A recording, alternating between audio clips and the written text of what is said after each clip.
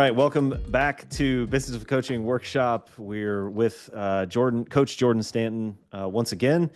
This week we're going to be talking about client acquisition. We kind of finished off the last one talking about advertising a little bit. This time we'll kind of go through that same evolution from single car garage to multi brick and mortar location and asynchronous programming. Yeah, client acquisition.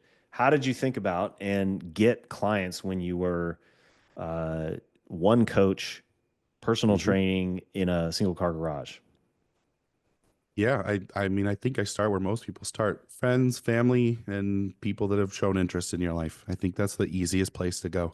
Reach out to your friends, reach out to your family, see who's interested. Your friends and your family may not always be the people that are going to pay you the most money. I'm sure as many people will find out, a lot of them are going to want your service for free, but or for a little amount of money. But think about what your goals are when you're first starting, right? Your goals are you need to create stories. Really, you need to show people that the value you give brings real value to other people's lives. And if you take someone on a weight loss journey and you have a picture of before and after, that's incredibly valuable. Or someone that was injured and now they're not injured, or weak and now they're strong, and you can show these and demonstrate these things. These stories become really important for engaging new people into your service. Their friends see it, their family sees it, and then you share it on your growing social media. And now you've begun to garner interest of other people. And now you bring them in, and then you create stories and you create stories and you create stories. And through these stories, you could begin to acquire more people. That's such a great point. I mean, the technical jargon would be testimonials, right? But that's, stories of success stories. And just real tactically, I want to double click on what you said there. So you had social media and you would repost like these before and afters or these testimonials, whether injury, rehab, what have you, and on a website as well. Like, was that front and center what you would put out as quote unquote marketing? The website's always been pretty highly tuned to just getting people to sign up for consultations and such. But social media has always been about telling the testimonials and the stories. Okay. So yeah, the website is really just a mechanism for booking and payment collection and stuff like that. Okay, got it. How did that evolve in the bigger gym? Was it just the same but more, or did you have a different approach for three-car garage?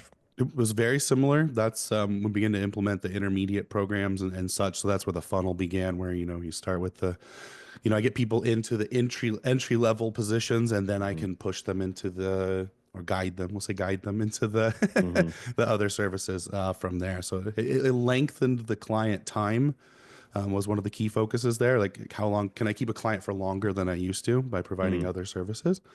And that's super helpful. But any real changes for acquiring came from creating some strategic partnerships with other gyms and other practitioners. So I started working with a few PTs, chiropractors, and other gyms in the area that maybe didn't offer coaching or the kind of coaching I offered, and met with them, showed them the gym space or looked at their space, and sort of talked about mutual benefits so that we could refer back and forth. Right. That actually was a question that came up last week when somebody asked if there's anybody that's had success with a physical therapist as a referral network. So were those just people in your personal network? Did you seek people out to introduce yourself to, give a business card and build that relationship? Or was it just sort of like kind of a natural thing that evolved from your network? I sought them out. I sought them out either due to proximity to the location or someone that had maybe engaged in one of my social media. Okay. I remember like one of the first people I reached out that was a chiropractor had engaged on one of my posts for social media. They had said something, some kind of a comment. And I just messaged them back. Hey, thanks for liking the post. Like, tell me about your business. And then we just started a conversation from there, and that grew into a pretty good business relationship. Did you find, or do you find good clients come out of the physical therapy world? Yeah, absolutely do. Yeah. As long as you find the right practitioner. You got to find the practitioners that also believe similar things to what you believe and believe that Right. strength training is important. But Right. when you do, they realize that their scope of practice only extends so far, and that for the good of their client, they need to move on to somebody. And if you can prove to them that you're trustworthy and you have the skills to manage their clients, they're really happy to have someone in their corner that they can refer to. And then they're also Nice. really happy when, when you do strength training, people get hurt sometimes, and they're really happy to know that you trust them back to be able to send them clients as well. How much of that network and referral system do you find is a byproduct of having been in Portland for almost 40 years, like, or basically your life, right? Like, Hmm. do you find that's a huge help? Does it limit you in some ways, or is it a non-factor? You don't even really think about it. If you were to drop yourself in another city, do you think that would Hmm. be a different, a challenge? I think there would be a time component to it. I think it would take a couple years probably to Yeah. re-engage and reinitiate a bunch of conversations. But if you're active about it, I really don't think it's an incredibly long process in Hmm. order to get involved. I think a lot of early business people, young business people, don't engage enough to the other professionals in their industry. If they spend a little more time reaching out, I guess after you've proven that you have some value, but spend Hmm. more time reaching out. I think there's a lot of value to be had there. And let's say you uprooted, you closed both my businesses, and you said, "All right, Jordan, you're going to, I don't know, Chicago." Right. Like one of the first things I did after I established some sort of training space is that'd be one of my highest priority would be reaching out to other gyms and other professionals in the area and try to create a network. Yeah, I want to pull a thread on that because I think you might do things intuitively more than the average bear. That community is like is a cornerstone of almost Hmm. everything that you do. Hmm. Whether it's your coaching, your lifting, yeah, I'm even noticing with your music, like it's Hmm. part of it's you just weave it into everything you do. Can you Hmm. maybe deconstruct that a little bit for people who have no idea what I'm just saying these Hmm. words, like, Yeah. be active, engage, build community, but like at a really tactical level, how do you think, like, is that something where you're like blocking off time in your schedule, or is it just truly something natural that you just find yourself kind of stumbling into Hmm. building communities? Community is extremely natural for me, and part of it comes from my very first really good gym experience. The first like true small gym I ever went to, they had the most incredible community, and I was so engaged and absolutely loved going there. Mhm. And it made lifting became secondary. It was just this really cool group of people I got to hang out with, and lifting Mhm. was then cool. Mhm. And I loved that piece of it. And from the second I experienced that, I knew that if I ever, got into a gym space, that's what I needed to create. I needed to create that and even do it better. Mm. Because the client experience is so good when you go to a group of people and everybody's excited to see you and everybody knows your story. And, uh, it- it- like taking it back a little bit, you as a coach has so much value. And as the client progresses and gets stronger and more knowledgeable, that your value to them is less or it changes. It changes in what you provide to them. But community never does. And community actually grows in the opposite direction.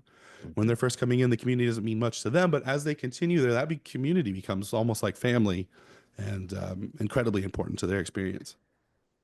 You've got a really strong kind of in-person Hmm. business model, transitioning people to less and less of your time one on Hmm. one, but Hmm. more integrated with the community. We now have a Hmm. lot of coaches who are building out either remote or asynchronous Hmm. service offering. Really that's what Turnkey Coach is best at. It can do Hmm. in person, but it's kind of better at the asynchronous part. So I'm curious from a client acquisition Hmm. perspective, how you think about getting people, or I don't, it's sort of like you said, catching people further Hmm. down the funnel, if you will, or their training life cycle, where Yep. it's just an extension of that. It's even less Yep. time with you, or maybe even less time with the community, or maybe you're leveraging the community even more. I'm not sure there, but it's Hmm. like the problem statement is that with online or asynchronous coaching, Hmm. the community starts to fray a little bit because everybody's kind of doing their own thing at different Got times. it. How do you manage that, or do you manage it in Hmm. your current business model? Yeah, so I did implement a virtual coaching side of the business. Um, it exists primarily to engage those who the classes and the group times that we run have become burdensome for some reason, usually Hmm. just due to time or their own schedule or inflexibility in their own schedule. And so essentially they usually start there because they've deemed, oh, this is really important, I need to get the coaching, I need to get involved. But as they get stronger and they don't need you quite as much, the burden of that time period or having to be at a specific time begins to grow in weight to the value that they begin to receive. And it's not that they don't value your coaching, they don't value the people in the gym. It's just that that equation's starting to shift where virtual coaching can sometimes come in and fill that gap. So the proxy, the remote, because they still have you as a coach, they still have the gym, and maybe a couple of their friends too want to do it. And now they just kind of branch off into their own little small groups throughout the gym, or they're coming in just a little bit earlier and catching people on the way out. Um, and things like that. And that's where the virtual side of the business has really grown, is usually from people that, the time just isn't working for them or the schedule isn't working for them any longer. And they shift into that. And it's been actually really successful. So I haven't really had very many people that have shifted into that and then all of a sudden like, oh, I don't like it. I don't feel like I'm getting value. Most of Hmm. them at that point are like, I feel like I get maybe even better coaching sometimes. Like Right. you're more focused on Right. exactly what's going on and you can Totally. rewind it. And like they sometimes say like sometimes I get better feedback even here and I get to still like, be in the gym. And And is that from a price perspective lower than the group and the in-person training? I Or think I think right now, because I'm still growing it, it's slightly less, but it's okay. not by much. Yeah, interesting. Wow, that's actually huge to hear that. And I agree that Mhm. the asynchronous, I would argue, in most, if not many cases, is uh, better value for the client.